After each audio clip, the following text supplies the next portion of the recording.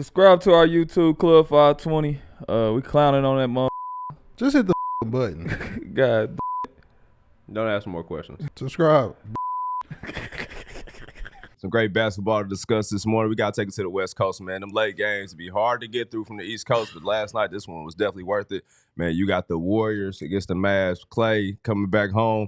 Warriors came back with the victory, 120-117. Fellas, please tell me y'all watched that game last night. I did. Great game, bro. It was a great game. The love that Klay got coming into the arena was amazing. Hell yeah. I never seen anything like that. Even when they called his name, bro, everybody got the sailor hats on and all that shit. That the captain hats, but it was crazy. That was a different kind of vibe in there.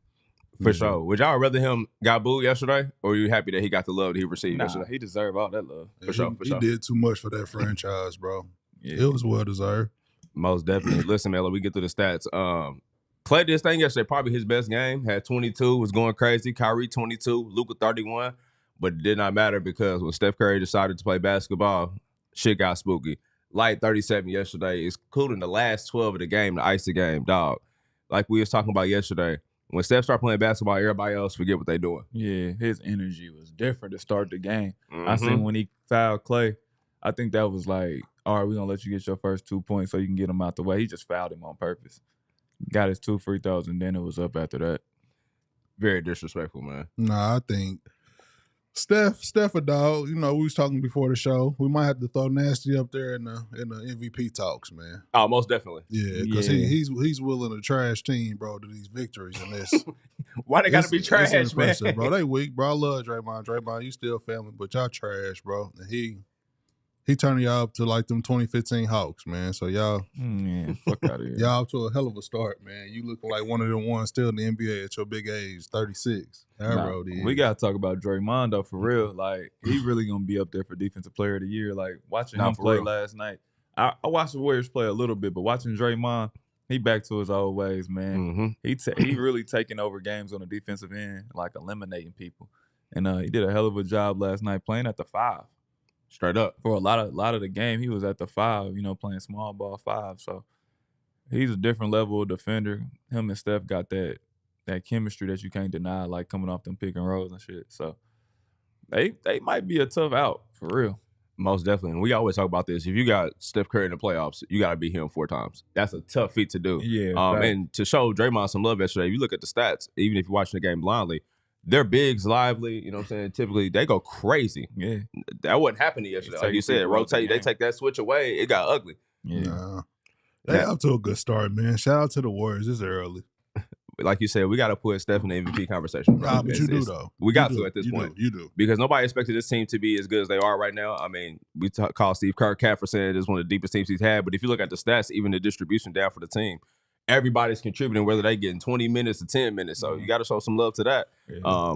The Mavs, I mean, is it tough just because you lose this game? But what do you think they need to do to adjust going forward? I just don't think it was their night. Yeah, okay. I think Steph was just on the mode that he wanted to make sure Klay. He was happy that Klay had a good game, but he wanted to show, like you seen it in his last shot when he hit that dagger 3. Like you didn't want to be here. Yeah. Like he wanted to make sure y'all know this is still my shit. Like Klay, all right, he gone, but I'm here, so we always good. Facts. And it looked like that. Like they playing like that. Like, all right, Klay might have been holding them back last year, to be honest. And you talked about addition to Buddy Hield this year. I mean, obviously he's not Klay, but what he's given to this team is the same contributions for the last 2 years. Is that good night, go to sleep celebration, the most disrespectful celebration of basketball right now? Probably. Yeah. Probably. Because the moments that he does that be like crazy, bro. Like what he did in the Olympics was so disrespectful to do that shit, bro. But I don't think it's disrespectful because people know what it is when it comes to him. It's still disrespectful. It's amazing. It's not an average player doing that. So I think we give Steph too much like leeway. Like he talks shit. Like he's talking shit, really. Like all this shit.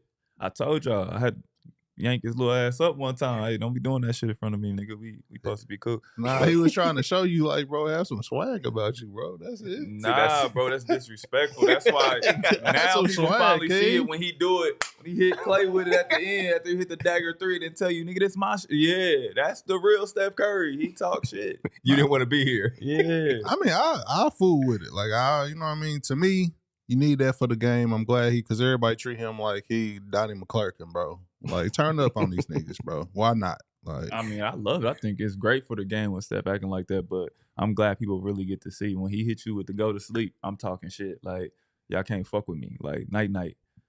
is it just as bad as Luka? Because Luka talk greasy.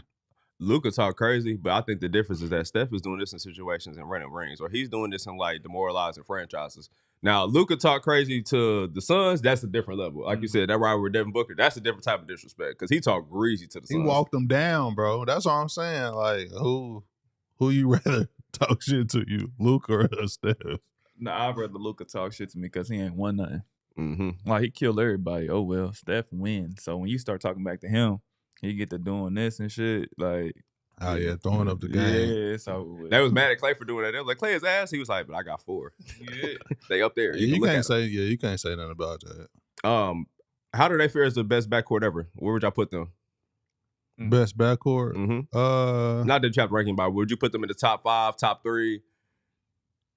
I don't know. What are we basing this off of? Because y'all know I just do strictly just killers, hoopers. Whatever. You can go championships, hoop. I take all into account for me. They in the top 5, I guess. I'll give you that. They in my top 3. I dare say top 2. I don't even know no backcourts really when I think about it. Shit, who was it? Me, Kyle Korver. That 2015, they beat the 2015 Hawks? Ray for Austin, AO.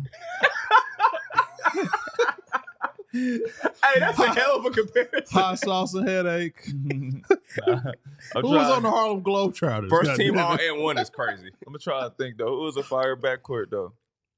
I like Tim Hardaway and Mitch. Yeah, well, I'm gonna take TMC. I'm gonna take Klay and Steph over them. Most definitely.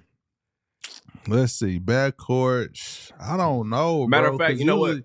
Usually the point guard be so dominant. Yeah, and the 2 I guard mean, the best. Steph Curry. James Harden, CP would have been nice, but that ain't work out too well. I mean, they were hoping when they was there, but they ain't win nothing. I don't think neither one of these people are necessarily stars, but underrated backcourt. Even though he came off the bench was Ginobili and TP, because that was successful for a long time. Yeah, that's a good backcourt. Yeah, they won. In the comments, drop some of y'all favorite backcourts. We'll talk about it at the end of the show for sure. But before we get off this Warriors topic, Steve Kerr, a lot of flack for what he did at the Olympics, but they kill him right now. Does he deserve to be in Coach of the Year conversations? Yeah. I mean, he got this group playing at this kind of level. Nobody expected shit from the Warriors. B Hen caught them. They was to where they was going. First team all Tulum. Yeah. Oh, y'all was going to Tulum. Yeah. I didn't know where y'all was going. Went from Puerto Rico to Tulum. We still on the way. Freak Party Series is on tour, baby.